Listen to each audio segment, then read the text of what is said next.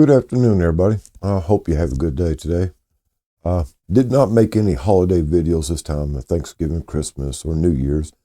I think that's the time for everybody to spend at home and work with your family and your friends and things like that. And you don't need to see somebody like me or any of the other clowns out here on YouTube making their boasting promises and warnings and all that stuff. So I hope y'all have a good day, and I hope you have a great year. That's the best thing I can say for everybody, but we've got to try to do our best to make that year come apart. Got some things I want to talk about, of course, always. On an unrelated note, I was looking up something else earlier today, and I come across the question about how thick the rings of Saturn is. And I was surprised to find out, guys. And also, I went ahead and looked into how thick the rings of Saturn, Neptune, Uranus, and Jupiter is. And here's the answer I got. And before I relieve this, tell you the answer, you guys, is ever since I started getting into YouTube and other stuff like that and everything, I started finding out about the numerology of things, especially with the 33 or 333, the 232, which is a Masonic number, the 13, 666, etc., etc. You know of the whole thing. And in fact, this has gotten into me where I start looking for not only numerology or noticing numerology, things like this, but also symbology. And it kind of gets to you after a while because you get ate up with it. But anyway, I went ahead and looked it up.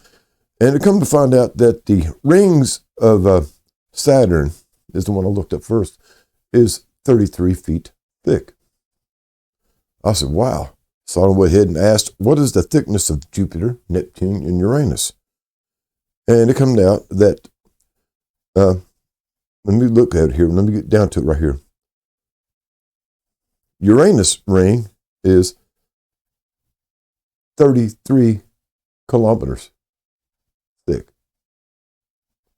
33 miles thick.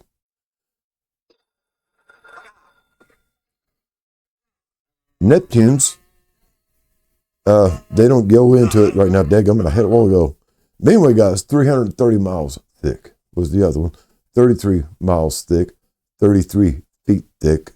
And Jupiter, I think, was 1,250 feet thick, miles thick, which is half the circumference of Earth. And I thought this is kind of really odd, guys, because, you know, we all know about the number 33 and what stands for Masons and everything like that. So it kind of proves, guys, that right now, our sky, the picture of the sky, is a bunch of BS. Which goes in, and guys, this goes into another subject I've been talking about, the relationship of the Earth's energy and the sun and the rest of the solar system. But anyway, today I want to go into something else about all this and everything. This is just a side thing. I thought it might be something y'all might want to look into yourselves. Recently, I mentioned that we was watching Stranger Things. It was coming upon the final episode, which was last night. We finally watched it this morning and everything. And I'll be honest with you, they boosted it up like it's going to be a big surprise ending and everything like that. And I was unimpressed, just to put it that way. While it was a good, interesting TV show and everything like that, and it brought up a couple of interesting topics about the upside down world, which is basically bizarro world, like Superman's bizarro world, where everything's backwards and stuff like that. And that led me into another chain of thought. But anyway, the whole thing about this was that it come across that, let me give you a little background on this. You know, we have heard since early on and everything, several years ago, 20 years ago, maybe even longer, that there's other dimensions. We heard about it in science fiction, books and movies and things like that. And other people have speculated that there's other dimensions and everything like that. And it come to find out that evidently there is, even though we don't really have any rock solid proof. But we know, even deep down in our own hearts, we know that there is other dimensions. So this brought the question, what is it about dimensions? What is it about reality? Is our reality based within another dimension, or based within dimensions, or is dimensions based within our reality? Well, so I asked AI, who's the best expert in all things that I know, and it's free. Excuse me. So AI clarified this, that reality has several dimensions. But within each of these dimensions, there's several realities.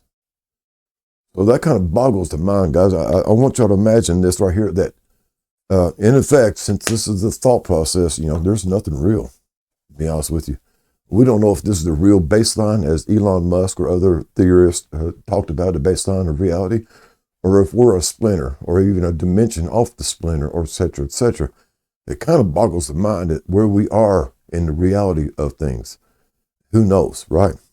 But anyway, back to Stranger Things and this dimension stuff. One of the things that came out in it, guys, and it really kind of blew my mind away, because I've never thought of it before, is that, of course, we heard of the MK Ultra programs and all its splinter groups that came off of it, and how they worked with mind-altering drugs and working with people with telekinesis and ESP powers and all that, so extra powers, if you will, X-Men type, moving stuff with the mind, invading other people's minds and watching them, listening to them talk and stuff, all that kind of crazy stuff we heard in science fiction books.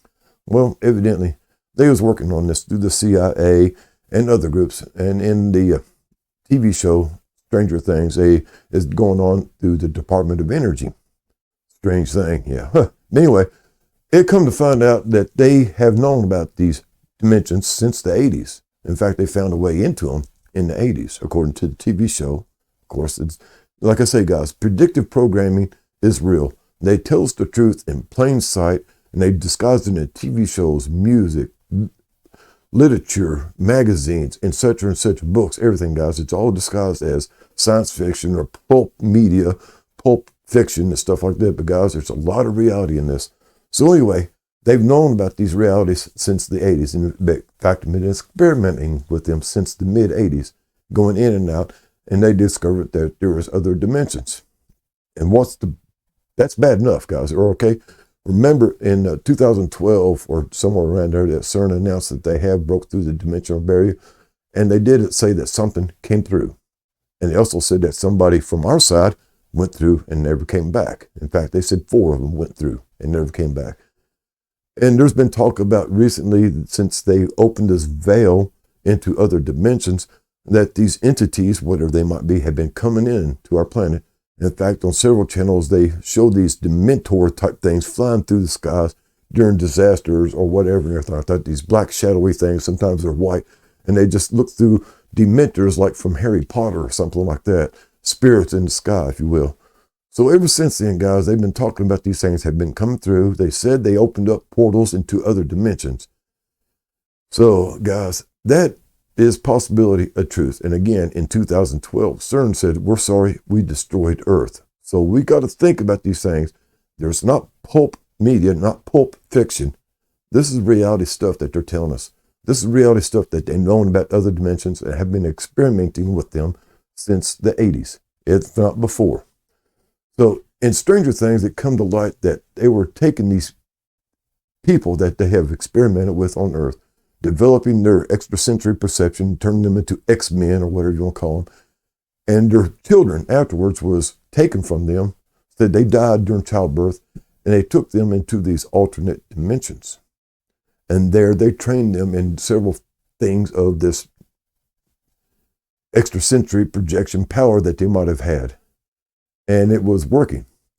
And it brought to mind, guys, that, we think about how they're doing this mindless breeding program, underground facilities where they are breeding children. For what is mind can only say. Are they for future soldiers? Are they for a food supply? Or for their own ritualistic sacrifices that they do? Or whatever else, the harvesting, organ eating, stuff like that.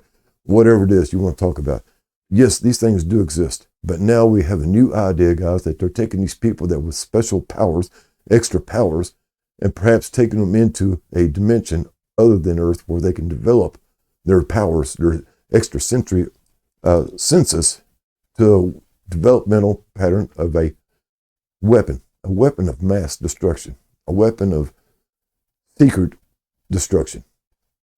Guys, this is really kind of blowed my mind away that they have the possibility, according to the TV show again, and again, it's predictive programming, that this is what's been going on since the 80s. Boggles the mind, guys. It boggles the minds. Anyway, that's about it right now, guys. I got more ideas I'm working on, trying to pull together. Again, artificial intelligence, just research, the search program I use, Google, even DuckDuckGo, is being kind of slow and unresponsive, basically, or repetitive in trying to find out information I want. But guys, the reality is there, guys, right there in front of us. They told us with this TV show that they are in other dimensions and they are developing human super weapons. And who knows what else. I hope y'all have a groovy day. As always, later to us. Oh yeah, one more thing. Start the new year by doing something nice for somebody today.